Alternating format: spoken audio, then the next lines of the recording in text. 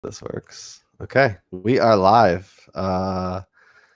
What's up, everybody? Welcome to the Angle of Pursuit. We're gonna hang out here for just a bit to see if anybody rolls in to watch and hang out and ask questions. And if you are joining us, feel free to throw in some questions. Tell us why our best bets are crazy, or why our takes are wrong, and all that good stuff, and let us know what you're thinking, because we are the Angle of Pursuit. We talk fantasy football, sports betting, and anything and everything under the sun in this quarantine time. But these are truly desperate times. I am your host, Kyle Robert. You follow me on Twitter at NotoriousKRO.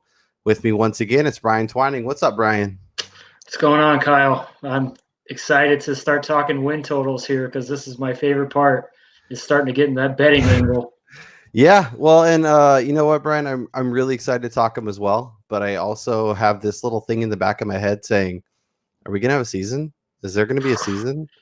I mean, Toronto's canceling live events up until June 30th. Hopefully by August, September, everything's calmed down and kind of come to an end. But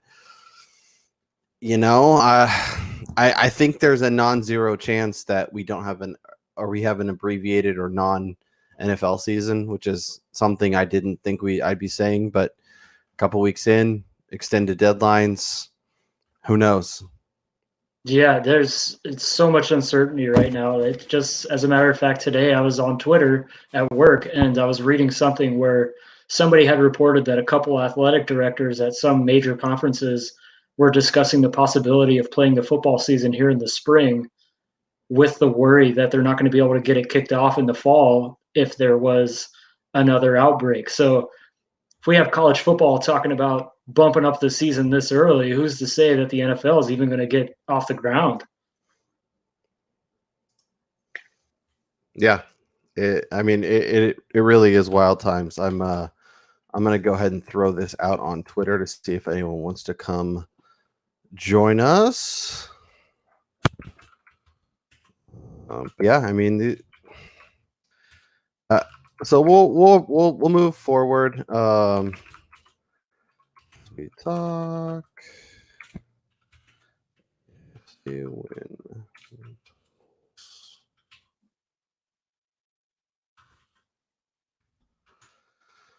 Okay, if you want to throw that a retweet, and we can get going. You there? Okay, cool. All right, we'll start it here. Oh, we got two people. Look at us. We're moving up in the world. All right. What's up, everybody? And welcome to another Angle of Pursuit podcast, your fantasy football, sports betting, and all things quarantine home over at fakepigskin.com. I'm your host, Kyle Robert. You follow me on Twitter at NotoriousKRO. With me, once again, it's Brian Twining. Brian, we're going to talk some win totals. You ready? Are you fired up? Are you ready? Ready? Oh, hell yeah. Ready. Absolutely. I'm excited to talk with you. I'm excited to try this streaming thing. We're live on the YouTubes for those of you that are more into video. We're offering that now, and we're going to try and stream every Wednesday for the foreseeable future. Season gets crazy. Season actually happens and gets crazy. Maybe we'll up it. Maybe we'll figure out. But we'll try and be here, and hopefully the audio is good. Hopefully the video is coming through crystal clear. But Brian and I are here to talk some win totals. If you are following, make sure you mash that thumbs up button. Make sure you are subscribing. Tell your friends. Tell your friends to come check us out. Tell your friends to come give us a listen. Give us a chance to earn their business. But Brian, let's just jump into it. And we'll talk some win totals, and let's see here. Getting some comments rolling in. That's cool to see. Yeah, Mike, we're happy to be back on the live feed. Still figuring this whole thing out, so bear with us as I try and navigate this. But we got some win totals, Brian. We got the AFC East. We got a Tom Brady list AFC East, something that we haven't been able to say since the year 2000, 20 plus years. It's a wild time. Tom Brady is gone, and for the first time in a long time, the Patriots have company as the best or perceived best team based on win totals, based upon odds, based upon a division that is completely wide open. I guess from your kind of initial look at where the money is going, some of the stuff everyone's really excited about. Where are we at? What are we thinking? Is this still New England's division and everyone's crazy giving us an extra couple wins, or is there someone else that might be taking over this division for the foreseeable future? I'm going to ride with the public right now because we've seen the total kind of creep up recently, and that's what the Buffalo Bills. We saw them last year be contenders in both games with the Patriots. Both of those games were one-score games. Regardless of the fact that Tom Brady beat them 32 out of the 35 times that he played them, pretty much every game it was assumed that when he went up to Buffalo, he was in for a fight. And now that he's gone, that Brady aura against the Bills, it's kind of like the GOAT for the Cubs or the Babe Ruth thing with the Red Sox. Like, it's the Bills' time now. They showed it last year. They have a tremendous defense. I think they're ready. I love them at over 9 right now. Yeah, and we'll get to our best bets later, but this division definitely has potential for something to happen. The Dolphins are getting a lot of love. Their over under is set at 6. They're getting heavily juiced, and for all of our lines, we went to Bet Online. It's just the place we could find that seemed to have the most updated numbers, kind of. So that's what we used, and we're kind of going off their numbers and their juice, and it's really interesting because the Dolphins are making some adult decisions, I guess you could say. Like they're bringing in smart players, but they're also in an interesting spot because they're clearly looking kind of to a rebuild, kind of like building towards maybe 2022, 2023.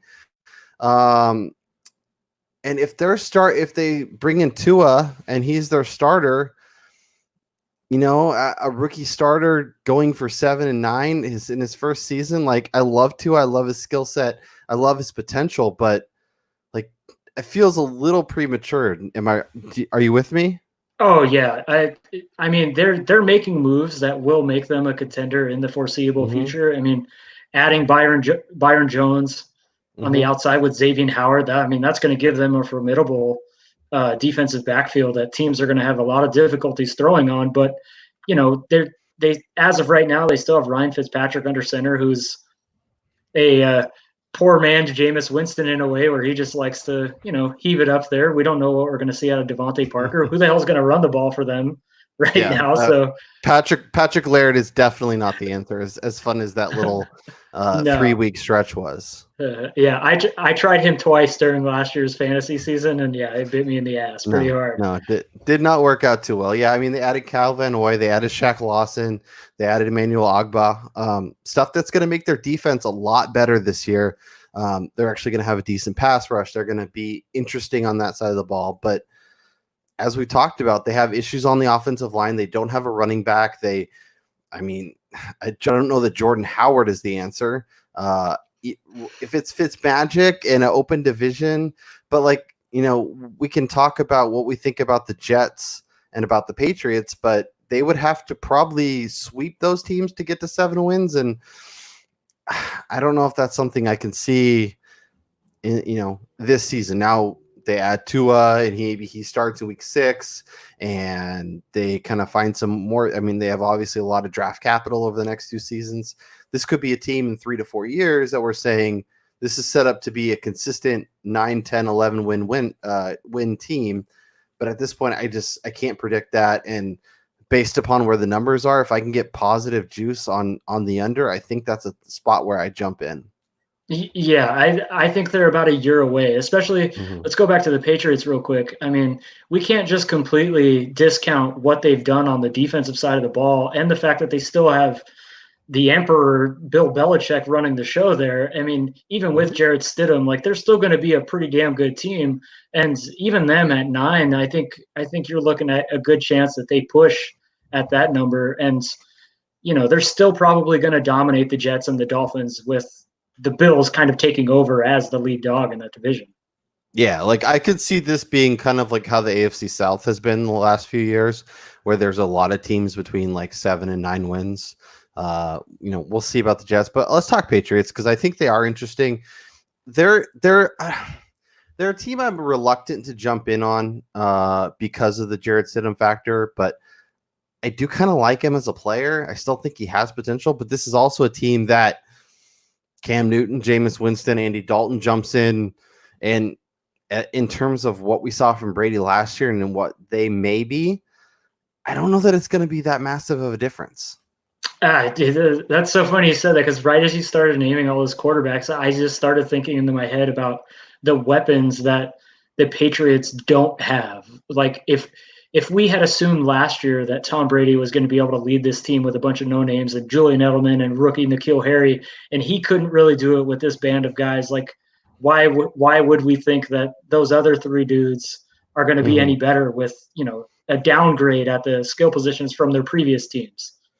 Yeah. And I'm curious to see what we get out of Harry this year. I'm curious to see if Sony Michel flashes anything. If what Edelman looks like with him back, and they have some interesting pieces, but that I think they have a lot of questions. It's just a number like you said, it feels like a push.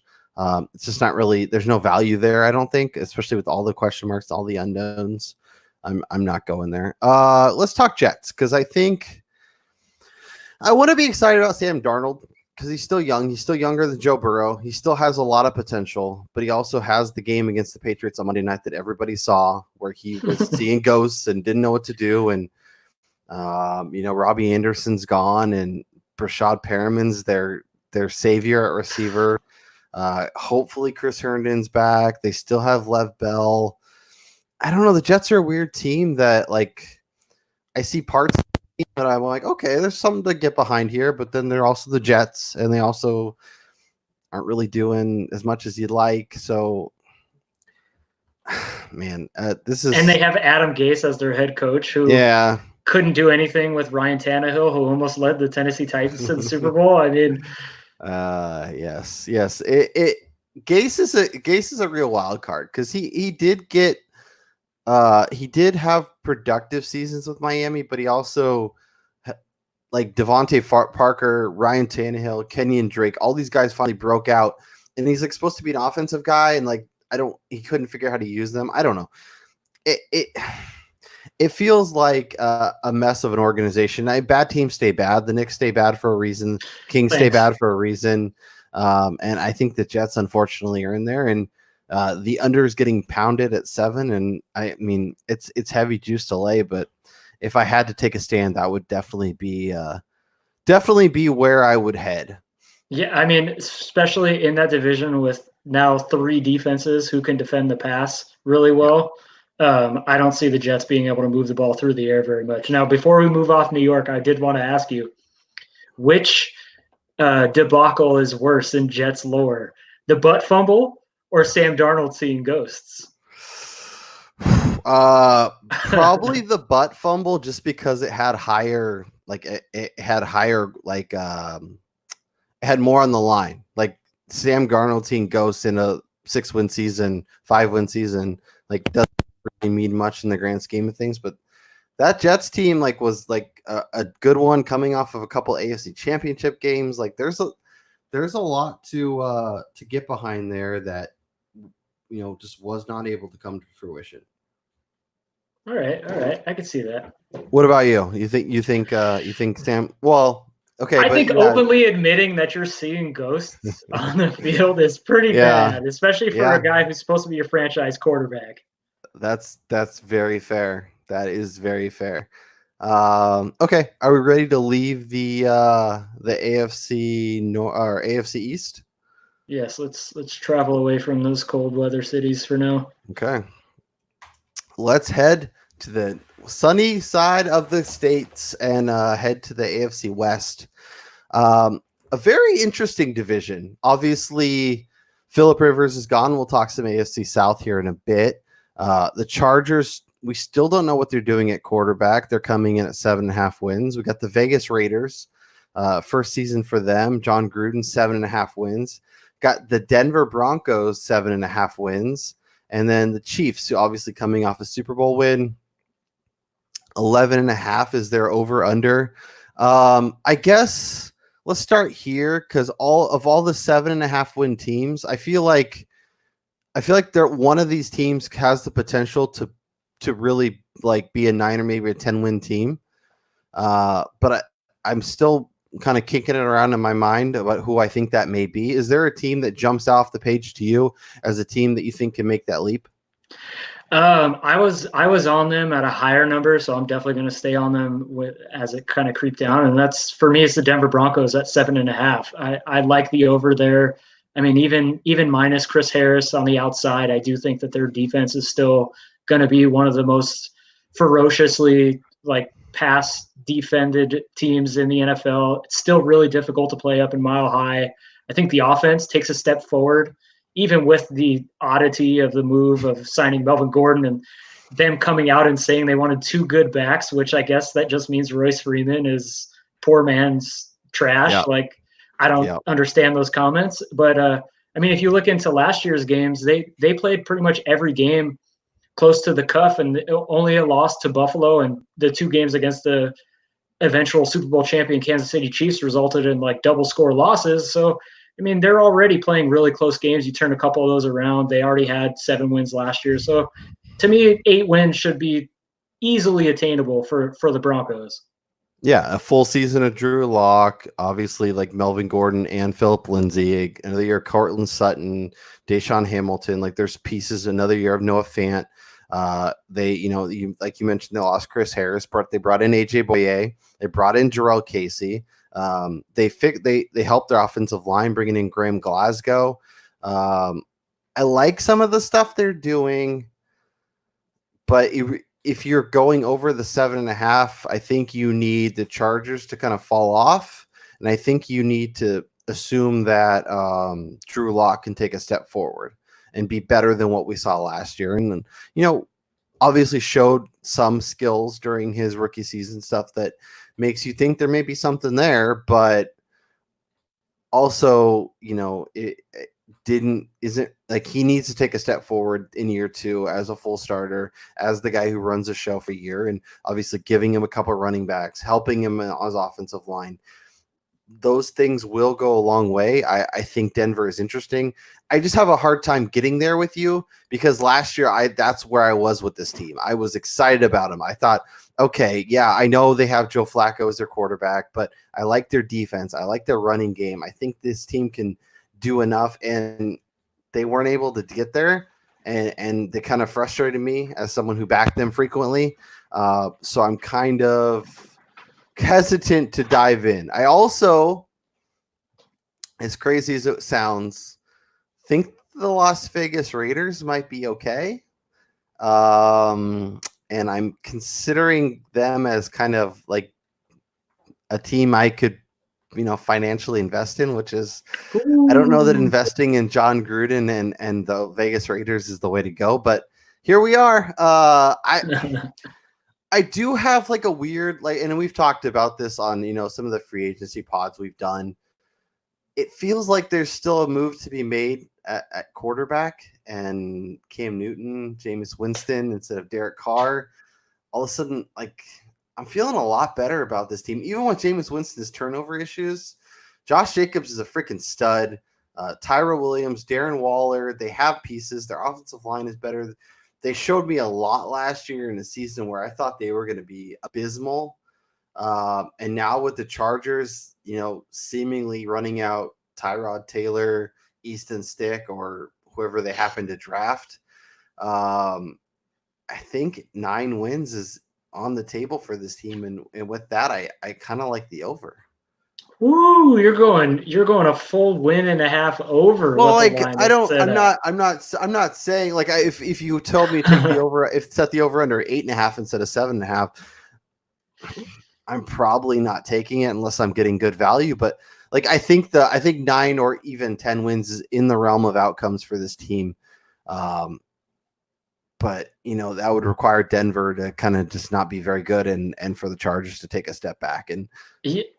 I think are both very reasonable for this season, but that's and you're kind of banking on John Gruden and if they can add some help with their first round picks this year, all of a sudden they're looking a lot better and not 8, 9, 10 wins. Like I like my potential to get that far rather than be 7 or less. Yeah, I mean, I can totally see your point here, especially in this division where kind of the Chargers underperformed last year, even with still a very stud defense. Like their defense is still loaded. We're going to get a full season of Derwin James, so are we? Well, I, well, I think we'll see if the season starts. There was some crazy stat I heard where Derwin James and Joey Bosa have only played one game or 1.5 games or something crazy during their time in the Chargers because between the two of them, one of them's always hurt.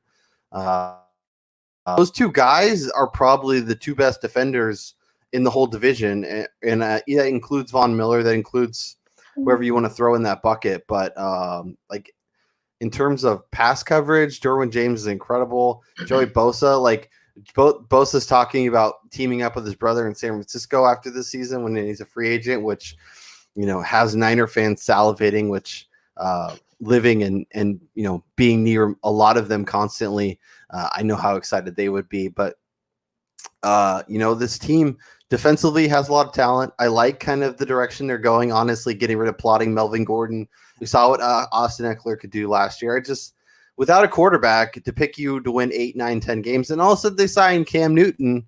This is a 10-win team, and I love where the direction they're going. I like the offensive line improvements, but at this point, with who knows at quarterback, I don't know.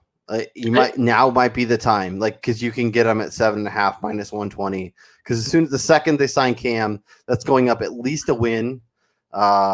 But you're really banking on them signing someone not named Tyrod Taylor to be their quarterback. Yeah, I think as of right now, we're looking at a division where minus the Chiefs, the rest of the other three teams are all kind of in the same level of skill sets and how good they are, and we're going to see a lot of really close games amongst those three teams. And we hit on this the last time we've talked. I really think the Chargers are going to go more towards like a ball control kind of offense. You're going to see a lot of RPO, a lot of run options. You're going to see them winding the clock. Who's really good at doing that? Yes, Cam Newton. Justin Herbert. Oh, okay. Oh, you didn't see where I was going there. Yeah. What if this is a team that's like, what? Let's set the clock back one season because they have young enough assets. Keenan Allen's a little bit older, but everything else is pretty young in that team. You could bring in a younger quarterback and make it run, but they also have the pieces to go out and win the AFC if you bring in Cam Newton. So, if you want to take a shot on potential, a shot on upside, I like taking a shot on the over on the Chargers, but I'm gonna throw my shekels on the Raiders. Let's talk about those Chiefs. Obviously won the Super Bowl last year, 11.5 wins. If you think the rest of these teams are gonna be under, you got to love the Chiefs. You got to love the over. Obviously, the public is backing them. We saw the Chiefs get to 12 wins last year, and they didn't have Mahomes for 4 games. They're still an incredibly talented team with a lot of interesting pieces. I have a hard time betting teams where I have to get 12, 13, 14 wins in order for my over to cash. But I mean, I guess do you think there's a world where the Chiefs are 10-6 or 11-5 and not 12-4, not 13-3, even in this division that we're talking about all the question marks with all these teams? I mean, in all likelihood, we're looking at a 12-4 team just with the inability of the other three teams to kind of score the ball because, like we just kind of alluded to, neither of these three teams have a very their offense is not going to scare anybody, and we know the Chiefs can come back from any lead, as shown in the playoffs multiple times. But a team that's kind of built the way Kansas City is built, where their offense is predicated on the passing game. They have no idea who the hell they're running out there behind Mahomes to take the ball right now. So if you can't really run the ball, I think you're kind of susceptible to a lot of upset losses during the regular season when the games don't matter as much. So the number at 11.5 is one of those that, just my betting style, I would probably take the under right now for the even money rather than giving up winnings to take the over. Yeah, no, and I get it. Like I'm when I'm making my bets, I'm generally in the same conversation. This is a team that I think won a lot of games despite their defense, and they really haven't done much to upgrade that. As you mentioned, like I like Damian Williams, but he was kind of hit and miss. They brought in LaShawn McCoy, and he was and then didn't even play down the stretch. Like there's a lot to kind of get excited about here, but it's really, do you want to go against Patrick Mahomes? And like you said, if I was forced to bet it, I would take the under, but this is probably just a stay away. There's not enough value on one side, and going against Patrick Mahomes is really, really scary. Yeah. Okay, we're ready to head out of the AFC West, and let's talk some AFC South. Let's talk about the division that currently hosts my Tennessee Titans, a team that was one game away from the Super Bowl. Almost, went toe to toe with those Chiefs. Obviously, the Chiefs end up making them look pretty bad, but a very interesting division. Going into last year, if you would have told me this year the Titans would be have the highest over under, I would have told you were crazy. But we got Ryan Tannehill, we got Derrick Henry back, we got rumblings of Jadeveon Clowney possibly coming to Nashville. They obviously lost Jack Conklin, which isn't great, but I think they're going to be able to do enough on the offensive line with the pieces that they brought in to kind of keep everything going. They signed Vic Beasley out of Atlanta. There's a lot to like there, and I'm getting plus money to take the over on 9, and I know I need the Titans to win double digits, and I don't know if that's something I've seen them do since like Jeff Fisher and like early Jeff Fisher, because we know how Steve McNair and Eddie George. Yeah, I mean, what's that been 15, 20 years since we've seen a double digit? I mean, I think there was a Chris Johnson team in there that like maybe 07, 08 that won double digits, but yeah, it's few and far between for sure. So I don't know, like I don't want to be the homer here, so I'll let you dive in and tell me how crazy I am, but getting positive money on over 9, I feel like they could get to 9-7, and then you're really just hoping for the over to avoid the push. Yeah, I mean, I would definitely lean the over with Tennessee because it is plus money right now, and I haven't really seen any of the other teams do that much improvement on like the offensive side of the ball. I mean, you've seen Houston downgrade, Jacksonville, they got rid of Nick Foles, so they're going with Minshew Mania, and then Indianapolis signed Phillip Rivers, but they haven't really added any pieces to kind of supplement him. And then as far as like the teams that they're facing on defense, Indianapolis improved with getting Buckner from San Francisco, but Jacksonville is going to be losing Ngakoue in all likelihood. Houston is still now without Jadeveon Clowney for a full season, so their pass rush is going to be downgraded. Tennessee is going to be able to run the ball minus Jack Conklin regardless. So I like them with the plus money. Yeah, it's definitely an interesting division. The Texans, losing DeAndre Hopkins obviously isn't ideal. Getting little bits of here and there, other pieces. Having Bill O'Brien as your coach, that's not great. Especially when he's doing the GM work as well. That feels like playing with fire.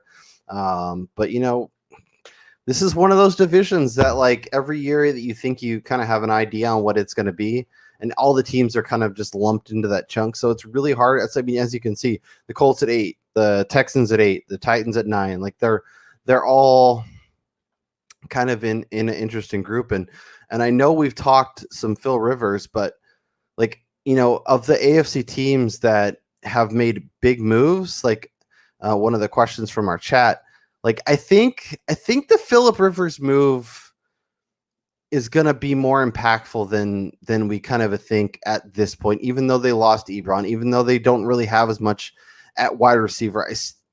But, improving the defense, getting Defoe on the other side. But I know Phillip, but when Phil has his moments, when he has his time, when he's not in the fourth quarter, because that's what's ingrained into our mind, right? Phillip Rivers, fourth quarter, 2 minutes, the turnstile offensive line for the Chargers, and Phillip Rivers just running for his life and chucking it. And if they can give him some solid protection, they can build some leads. They can have. I mean, we've seen what they can do. We've seen them. When he was with LA, going toe to toe with the Patriots, going to AFC Championship games. Like, if I'm betting a team in this division to go over, and we'll get to my best bets here in a minute, but the Colts is where I'm putting my money, and even at minus 130, I know I'm going with the masses, but this is a line that already moved when they added Phillip Rivers, a line that I think this is a team that could win. Like, I feel like 9 wins is almost guaranteed for this team, and I think 10 or 11 wins is very possible. As much as I like the Titans, as much as I love kind of the direction we're heading, is even though sometimes I'm scratching my head why we're paying Derrick Henry and Ryan Tannehill so much money. But the Colts are good, and their offensive line is good. And if they can keep Marlon Mack healthy, they keep T.Y. Hilton healthy, they add another pass catcher between now and the season. Assuming everybody can get synced up and get on time, I think there's a good chance that the Colts go over that win total. Yeah, I'm going to unfortunately agree completely with that. But I do still think that they have to add another piece on the outside for Phillip Rivers, because Paris Campbell, he's not going to do it. They really only have Jack Doyle now at the tight end position. I mean, their running game is going to be really good. We all know that, and which will definitely help Phillip, because he's been really successful when he's had a legit running game, as shown 2 years ago with the Chargers when Melvin Gordon played the entire season. They were one of the most efficient offenses with the Chargers. So I do like the Colts, but I like Tennessee to come back into the season and, kind of own the division from the get-go. Like, I like the way that they play football. I like the way they're headed. I like the moves they're making. Obviously, they're building from the inside out, which has always been a good strategy. Build those lines, get that pass rush going, and then, let everything in. As much as like running the ball as much as they do is a very 1999, 1998 thought. It works. And I don't know, Tannehill, he needs to back it up again. If he can do that, I think, they could be another team going over. All right, let's head up north. Let's talk about the final division in the AFC. We'll talk some Baltimore Ravens, another team at the 11.5. People are going under on them. We got the Bengals at 5.5. We got the Browns at 8.5, and the Steelers at 9.5. I guess initially, where does your thoughts go with this division? Again, I'm going under the assumption that a big name player returns here, but for me, it's Pittsburgh at that 9.5 mark.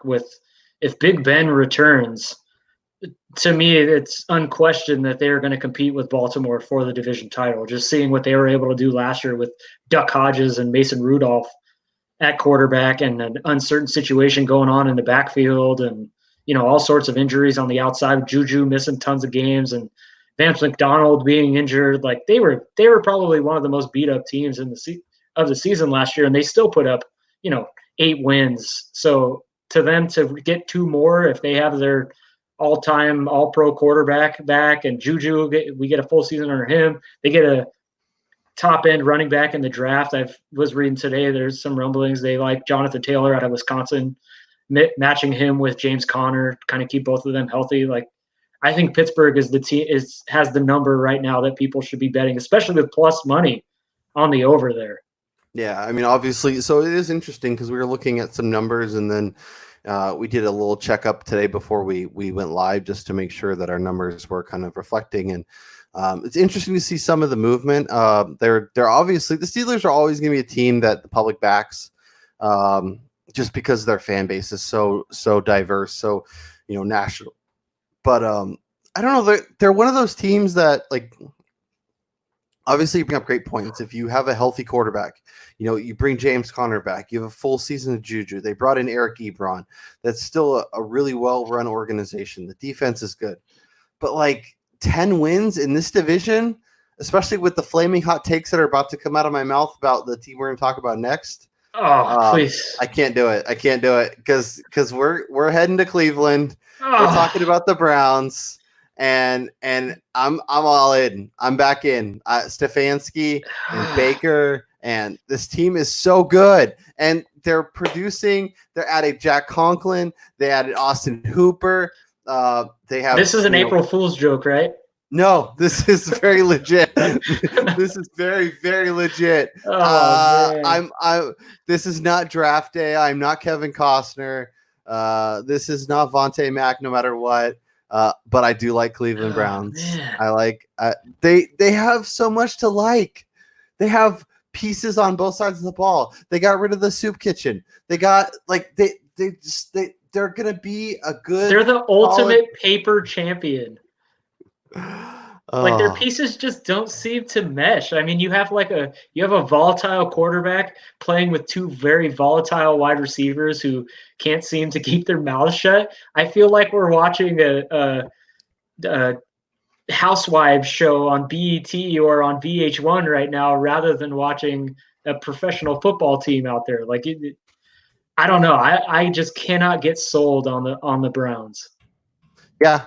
And that's fair. Like, after last year, totally makes sense. Like, I get not being a fan of this team, but I think there's a lot to like. And I think the stability, plus Baker was bad when he was running for his life. They fixed that offensive line. They started to do that with Conklin. Look at addressing that in the offensive line in the draft. There's 3 or 4 really good tackles they could look at. All of a sudden you have stud tackles. You have, Austin Hooper helping both block and in the routes. You hopefully have Landry back with Odell. Who knows what they'll do with David Njoku. They have 2 really good running backs. Nick Chubb is a freaking beast. The defense has parts that you like. I think Myles Garrett's good to go. Like, I don't think anything's going on with that. Hopefully keeps his, doesn't swing helmets at people and will be good on that side of the ball. But I don't know, man. I feel like I'm singing the same song as I sung last year. I just have this thing where it's like, whatever everybody else thinks, I'm just going to do the opposite. And a lot of times in gambling, it's going to work. And I know it seems crazy and counterintuitive and whatever, but this is also a team that you have to have win 3 more games than they won last year just to cover. And that's where I'm like, but I'm doing it. I'm all aboard. Let's go Brownies. Let's put me in the dog pound, paint my face. You better eat some brownies for this upcoming season in that division. Maybe I did before the podcast, Brian. Possibly, yeah. Let's talk Baltimore, because obviously you like the Steelers. I like the Browns. The Bengals, we'll see. I mean, it looks pretty clear like they're going to draft Joe Burrow. So, they were a team that won 2 games last year.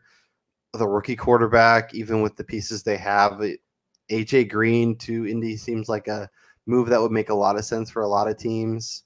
We'll see what they do with AJ Green, but as of now, he's still on the roster. I don't know. Like, I feel like they're gonna be obviously the basement. Then you obviously aren't as big on the Browns as I am, but if you like the Steelers, I like the Browns. The Ravens at 12. This is a team that is building up an already awesome team. And if Lamar does what Lamar did last year, they have a full year of Marquise Brown. They have Austin Hooper. They brought in Calais Campbell. Like, this team is sick. And like, if I had to pick them or the Chiefs to go over that 11.5, I might go Baltimore, especially with the juice at -105. Give me that. Give me that. 12 wins is just so hard to get I to, get it. especially in a division where you have multiple people. I mean, just the two of us are disagreeing on who we like as increasing their win total from last year. And, Baltimore's offense was something that the NFL really hadn't seen in, decades, if not half a century. And teams are so smart. The coaching is like bar none the tops in the world. Teams are going to adjust to that. Like I don't think any way we see a similar offensive output by Baltimore, which I mean is definitely going to hurt their ability to put the ball in the end zone. And if they don't do any improvements on the outside as far as like receivers, they got rid of Hayden Hurst, so their depth at tight end is now took a little bit of a hit. I think I don't know. They also lost Marshall Yanda. They're all pro center. Centers are so key for what teams want to do, especially in terms of running and moving the line and pass protection. And that will be key for me. So with that and, our propensity to bet, it's just like this team is so good. This team is so sick. And the defense just keeps getting better. I mean, adding Brockers and adding Calais Campbell to a defense that was already good. Like, yikes. Yeah. I definitely see that. Like I do like their defensive line moves. Like I think teams are going to find it really difficult to move the ball on them as well. But kind of going on the opposite end of the spectrum is what I said with Kansas City as them being kind of one-dimensional as their game is predicated on the passing game. Baltimore, if they don't get their running game going, they have a difficult time moving the ball. Like for all the talk about Lamar Jackson and people defending him and saying he's a really good quarterback, which, yes, I completely agree with that, but he is not one of the top talents when it comes to airing it out. Yeah, by any means. He's going to have to take another step forward because after his rookie year, it looked like an absolute train wreck. Last year, he looked like like a guy who could actually do it. Now he has to take another step forward. Now he has to be a guy that when a little more pressure's on him, he needs to be able to make some of those passes. Yeah, he's going to have to definitely learn on that divisional game against the Titans where they got down really early and we really saw his deficiencies as a quarterback. Yep. Yeah, it'll be interesting to see because like you said, the team needs the run to get everything else going. And once they get going, they're unstoppable. But losing Yonda and we'll see what they do in the draft. That will be key replacing him, but we'll have to go through. So, Brian, let's talk about this. Who is the most overvalued AFC team? What team do you think, either looking at the wins or looking at where all that money is coming in, that you're scratching your head going, what are people seeing here? I'm staying in the AFC North with the Ravens. I just don't see them repeating the season that they just did. Yeah, and I think that's fair. I'm gonna go with the Dolphins. Like I don't get the wins here. Like they up their wins from 5.5 to 6, and they're still getting hit hard. And like I like a lot of the pieces that the Dolphins have, but I just like it seems a little crazy. I think people are punch drunk on the Week 17 win against the Patriots. Well, and I think they're also using that New England stuff a little too much, going, okay, with the Patriots out of the way, maybe they get one more win here, maybe they find this, and I think they're a year away. What about on the other side? Is there a team in terms of whether it's a team, their win total seems really low, or all the juice is on one side, and you're like, give me the other side? Is there an undervalued team that you see that you're really excited about? We'll talk about them in a second, but I've got to stick with one of my favorites, and that's the Bills. They just keep improving every aspect of the game. They just keep getting better. And at 9 in a division now minus their arch nemesis, they're one of my best bets this year and probably my favorite bet to make let's jump into our best bets as we get ready to wrap up here. So Brian loves the Bills over 9. Adding Stephon Diggs is obviously fun for fodder and for fantasy and for all that stuff, but this is a good team, really disciplined on both sides of the ball. Josh Allen, like Lamar Jackson, has to do a little bit more as a passer, has to be a little more consistent. We obviously love what we saw to Devin Singletary a year ago, but I think this this is a team that could win double-digit games, that could win the AFC East and be a team that competes for the AFC crown. No doubt. And I see in their division that if they don't sweep the Jets and the Dolphins, I think that'll be a huge disappointment. Mm-hmm. And they're this year, I think, is the year they at least get a split with New England. So that's 5 wins right there. And then they're just looking at going 500 the rest of the year. Yeah, I think that makes a lot of sense. As for my first best bet, we already touched on it, but give me those Cleveland Browns over 8.5, minus 105.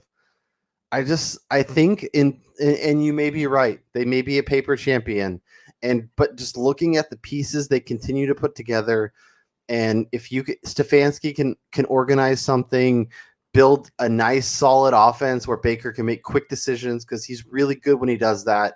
When the longer he waits, the longer it takes, the worse things get. So I'm going to go over on the Browns 8.5. Let's go to your second bet, and we'll head down to H-Town and talk about those Houston Texans. Talk to me about the under on 8, because and I mean it does make sense, right? Because obviously we both like the Titans, especially with that juice.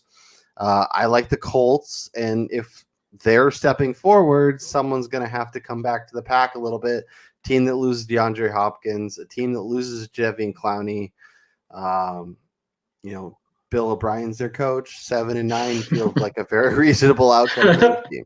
Yeah, they kind of jumped out at me at that number at 500, just kind of looking at what they were able to do last year and how their offense never kind of amounted to what we had expected with DeAndre Hopkins, Kenny Stills, and with Will Fuller even back there. They never really reached that kind of peak that we thought we were going to see, and now they're minus this dynamic athlete on the outside, DeAndre Hopkins, who made a lot of catches. But they got David Johnson, so that's got to be something, right? Yeah, I mean, no offense to David Johnson, but he didn't look like the same guy that we saw a couple years ago in Arizona. So it's definitely an upgrade, I think, for them. But it has a chance to be a complete dumpster fire. It's week 2, and we're like, oh no, what did they do? Obviously, I think he could rebound and be better and be healthier and whatnot. But I think there's an outcome where it's this is really bad. They're cutting him and running to the waiver wire to pick up whatever they can scramble together. I mean, I think we're really going to see how good Deshaun Watson is this season, because if they don't do anything on the outside, we're looking at them playing with Will Fuller, Kiki Kute, and Kenny Stills as wide receivers. They get 6.5. That's not scaring anybody. Yeah, if I told you that if I set the over under at 6.5 for all 3 of them, how many games are we getting out of them? I'm taking the under on that all day. No matter what the juice is. Fuller gets 2 games. Kenny Stills, maybe we can get 4 out of him, and then QT's out. Yeah, that's it's a situation that everything could click and be incredible, but it feels like there's a lot more likelihood that things just kind of completely collapse and Bill O'Brien's out of there in a year. Let's go to my number 2. Also already sort of hit on this one, but I am taking the over on the Colts of 8 wins at minus 130.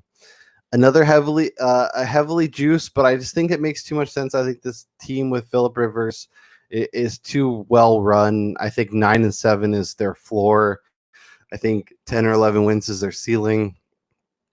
Even in a division that has the Titans, I think could be better. We both are not as high on the Texans, and the Jags could be a total shit show. So, we'll see how that goes. But I think taking the over on the Colts is where the smart money is, even at the juice number. Let's go with your third and final best bet, and let's talk some Pittsburgh Steelers. Pittsburgh to me is, I think they're primed and ready to be in that AFC Championship game once again. As long as everybody's healthy, just kind of seeing, like I had touched on this before, they were able to put up a 500 season with scrubs, with AAF players last year, and now they're getting these NFL superstars back. I just don't see any world where they don't reach double-digit wins. Yeah, I guess my only concern is the health of Ben Roethlisberger. Like, he's putting these videos out where he looks like Matt Patricia, and that would worry me if I was a Steelers fan. Because another year of Duck Hodges, Yeah, it's but one. Ben just has to stand back there and throw the ball. I mean, he's so big; it takes 2 or 3 guys to take him down, anyways. He's like the Yeah, mountain guy on Game of Thrones that I never watched, so I have no idea. I just know about nailed this it, giant nailed it, dude. Yeah, so nailed it. um, yeah, even with Yeah, his mountain look, he's good as a statue. yeah. My final best bet: the Oakland Raiders over 7.5 -110. My favorite team from the AFC West. I think we talked about some teams that could take a step forward. I think they have some pieces that are exciting. And if they add a receiver, they add a little bit of help here, a little bit of help here in the draft, they continue to be smart. Maybe they go after a new quarterback. If Derek Carr is there, I still like it, but not as much. But yeah, I mean, that's kind of where my head's at as of April 1st. So we'll see as May and June roll along, and once the draft's over, and we'll come back and revisit these and talk about kind of where our heads at, where the juice is moved, where the lines are moving, and see where we are. If you're watching on YouTube, make sure you're mashing that thumbs up. Make sure you're subscribing to our feed. Every Wednesday, our goal is to be here around 9 Eastern. So hopefully you can come, hang out, ask questions, do all that stuff. If not, we'll be on the videos will be on YouTube for you to catch up on. We'll still be on iTunes, Spotify, Stitcher, wherever you get podcasts. So if you're checking us out that way, make sure you do it. If that's easier for you during the season, during the off season, whatever, once this quarantine's over, then, continue to listen there. But I am your host, Kyle Robert. That's Brian Twining, and we'll talk to you guys next time. Peace.